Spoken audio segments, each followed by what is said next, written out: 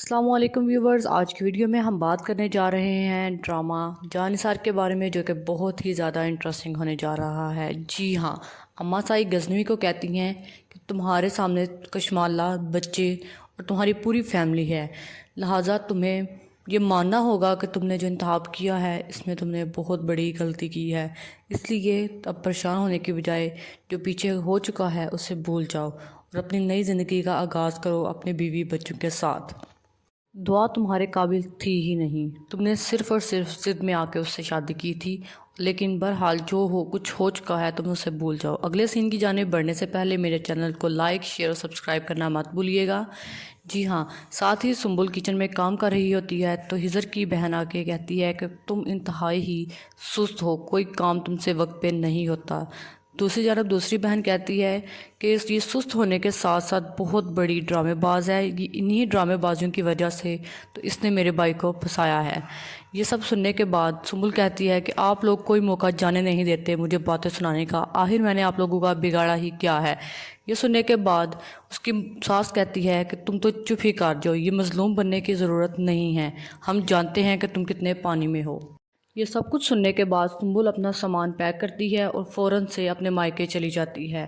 اتنے میں ہزر گھر آتا ہے اور اسے پتہ چلتا ہے کہ اس طرح سنبل اپنے گھر چلی گئی ہے۔ سنبل کے گھر جاتے ہی فوراً سے ہزر بھی اس کے پیچھے چلا جاتا ہے اور جا کے اس کے پیرنٹ سے بات کرتا ہے کہ سنبل کو واپس بھیجیں، وہ میری بیوی ہے، میں کسی نہ کسی طرح اسے منا لوں گا۔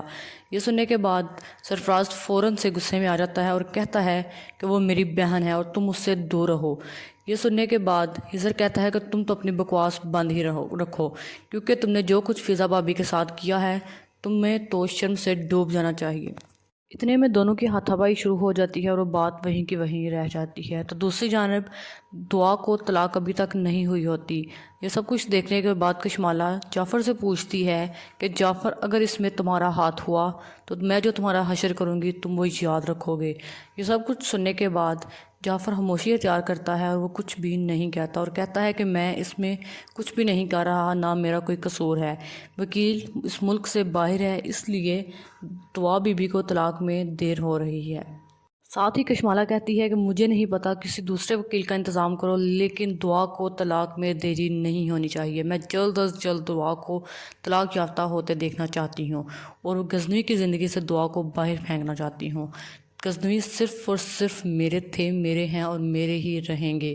جس پہ جعفر کہتا ہے جی بی بی سائیں، لیکن فی الحال ابھی مجھے کچھ کام ہے، میں لہٰذا چلتا ہوں۔ اس کے بعد جعفر وہاں سے چلا جاتا ہے تو دوسری جانب کشمالہ کے چنے ہوئے بندے سرفراز کو پکڑ کر اسے ایک بند کوٹری میں بند کر دیتے ہیں اور اس کے منہ میں کپڑا باندھ دیتے ہیں تاکہ اس کی آوازیں باہر نہ جائیں۔ سرفراز وہاں چیختا چلاتا رہتا ہے لیکن کوئی بھی اس کی آواز نہیں سن پاتا۔ ہوپ سو آپ کو میری ویڈیو بہت زیادہ پسند آئی ہوگی۔ اگر آپ کو میری ویڈیو پسند آئی ہے تو میرے چینل کو لائک، شیئر اور سبسکرائب کرنا مت بھولیے گا۔ اللہ حافظ۔